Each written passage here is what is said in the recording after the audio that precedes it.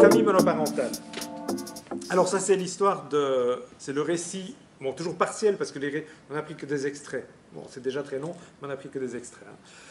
Yasmina a 43 ans, elle est mariée à 2 enfants. Elle vient nous consulter au planning familial car elle est victime de violences conjugales et souhaite se séparer. Elle pleure beaucoup et cela a un impact sur les enfants. Nous l'accompagnons en ce moment délicat. Lorsque nous lui téléphonions, je devais faire semblant d'être le médecin ou le membre du personnel de l'école. Elle prenait toujours le rendez-vous à 9 h au planning, car à ce moment-là, son mari dormait.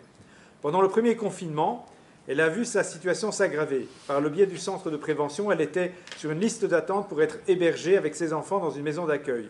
Elle nous a demandé de contacter le centre afin d'appuyer sa candidature, car dans ce contexte de tension, les tensions augmentaient de plus belle, crise, coups, menaces sur les enfants.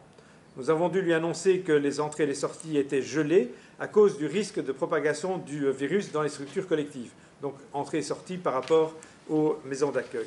Sa santé était très fragile, problème respiratoire, mais elle est arrivée malgré tout à s'occuper de ses enfants et à suivre leur scolarité via Internet. À la sortie du confinement, elle et ses enfants ont pu entrer dans une maison d'accueil et elle a entamé des démarches de divorce avec l'aide de notre juriste.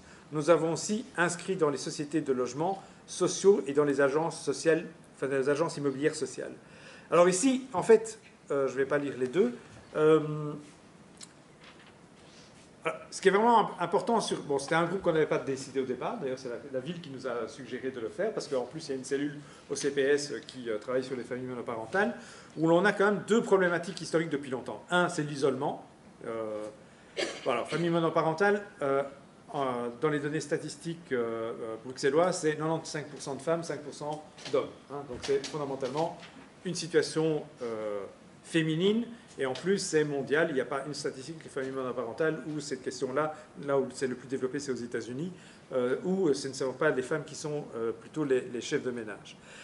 Et il y a la question de l'isolement, mais ce qui était vraiment important dans l'ensemble des entretiens, des échanges qu'on a eus avec les acteurs travaillant dans le domaine, c'est aussi de voir, et dans une autre recherche qu'on a fait en même temps avec les violences faites aux femmes pour les femmes sans papier, c'est une sorte de continuum de violence qui s'est accru pendant le confinement. Parce que, encore une fois, le fait d'être enfermé, de ne pas avoir de dehors, a fait que finalement le lieu de résidence, le logement, devenait vraiment le lieu où s'accroissait et s'exacerbait finalement l'ensemble des raisons pour lesquelles les violences étaient mises en évidence. Et en même temps, se posent toutes les questions des difficultés de trouver un point de chute, puisque là... Camille l'a déjà évoqué, on se retrouve, bon on ne l'a pas cité, mais on se retrouve pendant cette période dans une situation excessivement compliquée où en fait toutes les structures d'hébergement d'urgence sont saturées. D'accord ?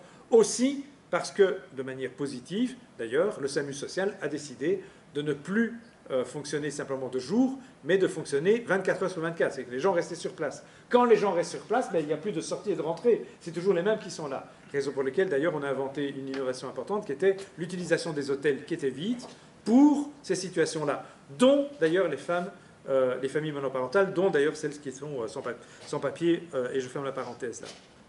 Donc, ce qui est important, c'est le foyer qui est la source, normalement, de protection et de sécurité, devient le lieu de l'exercice même de la violence. En plus, ce qui est vraiment très important par rapport... alors, il y a tout un débat en région bruxelloise aujourd'hui sur la question du surendettement des familles monoparentales. Ce qui se pose pour elles, c'est évidemment la précarisation au niveau financier, puisque souvent, tendanciellement, le taux d'activité des femmes est plus faible que celui des hommes, et donc l'indépendance financière est moins assurée par les femmes, et en particulier dans le cas des familles monoparentales. Donc, il fallait trouver aussi l'argent. Et évidemment, un des lieux où l'on peut demander cela, c'est les CPS avec le RIS. Et puis il y a toute une autre problématique qui est vraiment qui est compliquée de manière générale pour les familles monoparentales, c'est travailler, s'occuper des enfants, hein, parce que les deux en même temps, ça rend les choses très compliquées, et en même temps, c'est nécessaire de devoir travailler puisqu'on n'a pas des ressources financières suffisantes avec le revenu d'intégration sociale.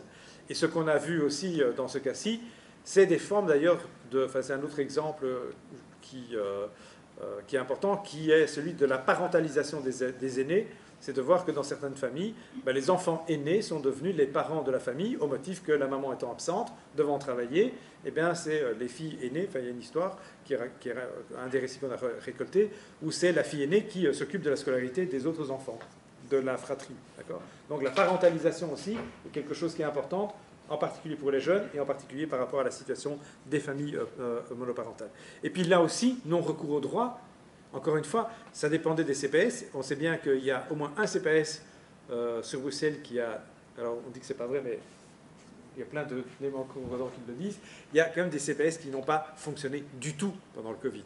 Il y en a un qui est très grand, d'une très grande commune bruxelloise, où c'était vraiment abonné absent. Je ne sais pas quelles sont les expériences que vous avez de retour, mais tout le monde est passé en visioconférence. Il n'y a pas une seule administration qui est passée en visioconférence, quoi. C'est juste hallucinant. Tout le monde a fait de la visioconférence. Tous les enfants qui devaient aller à l'école devaient être sur Teams. Et il n'y a pas une administration qui a fonctionné avec des permanences en visioconférence, sauf de la bonne volonté des travailleurs qui voulaient le faire. Parce que bien sûr, dans l'ensemble de ces structures-là, il y a aussi des gens qui ont...